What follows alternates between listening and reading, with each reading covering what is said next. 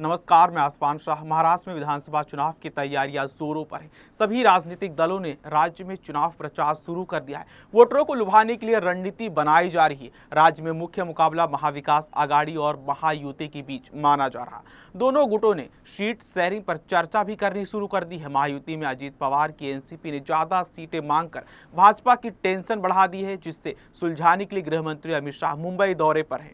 वहीं नासिक दौरे पर आए राजस्व मंत्री राधाकृष्ण विखे पाटिल का बयान आया, जिसमें उन्होंने कहा कि भाजपा के भीतर किसी प्रकार का कोई असंतोष नहीं है। गृह मंत्री के दौरे से कार्यकर्ताओं में उत्साह बढ़ा है। नाही, 2 दिवस त्यांचा दौरा आहे। काल नागपूर आणि संभाजीनगरमध्ये त्यांच्या बैठका झाल्या आणि आज नाशिक आणि कोल्हापूरचा दौरा आहे।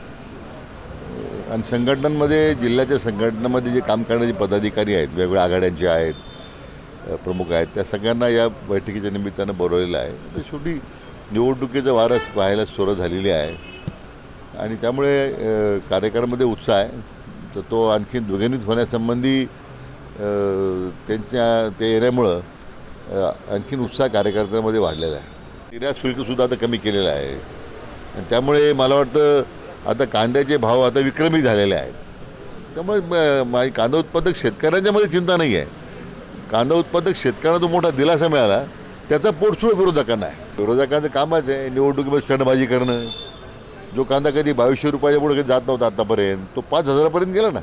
याचं मला वाटतं शेतकऱ्यांमध्ये समाधान आहे। प्रत्येकजण स्वप्न पाहू शकतो, त्याला काय त्याला थांबू शकत नाही आपण। एक जुनी टीव्हीवर धारावाहिक होते, मुंगीर लाल के हसीन सपने।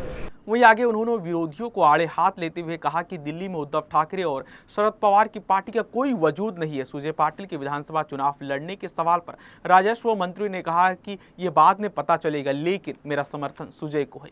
साथ ही बच्चू कडू के चुनाव लड़ने के सवाल पर कहा कि सभी को चुनाव लड़ने का अधिकार है। असं आहे की त्याची काय तयारी तो माझ्याशी काही चर्चा केली नाही, पण मी मागे सांगितलंय की सुजय जो निर्णय घेईल त्या निर्णयाला माझं समर्थन नाही। प्रत्येक अधिकार आहे की जागा लढवायच्या नाही लढवायच्या, जो तो प्रत्येकजण ठरू शकतो। तो नाही, आमच्या विभागाची त्याला शिफारस होतेच ना, कारण तो तिथल्या ज्या स्थानिक जी ग्रामदैवत आहे महालक्ष्मीचा करोडीला जे मोठं देवस्थान आहे, तिथं आपण त्याला जमीन उपलब्ध करून दिलेली आहे। कुठल्या संस्थेत दिलेली नाही, आपण त्या मंदिर विकासाकरता जमीन पाहिजे होती म्हणून दिलेली आहे आणि त्या महसूल विभागाने त्याची शिफारस केलेली आहे। असं विरोधकांचं कामच आहे टीका करत राहणं। आता उद्या काँग्रेसचे नेते दिल्लीहून येणार आहेत, मग त्यांचा विश्वास नाही घेतील जे राज्याचे नेते होत त्यांचा।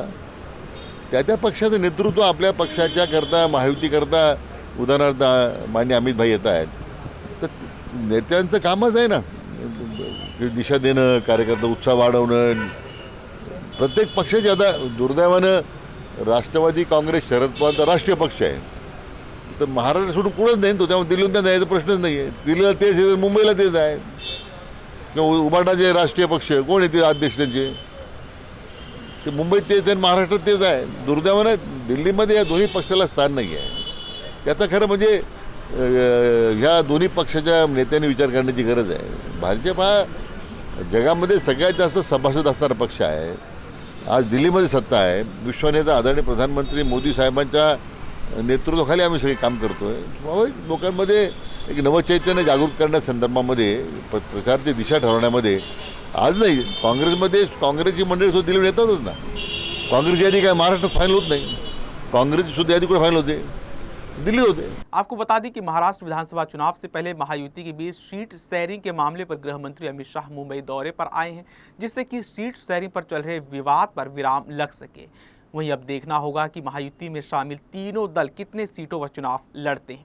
ऐसी और न्यूज़ देखने के लिए DC न्यूज़ इंडिया को सब्सक्राइब करें और वीडियो को भी शेयर करें।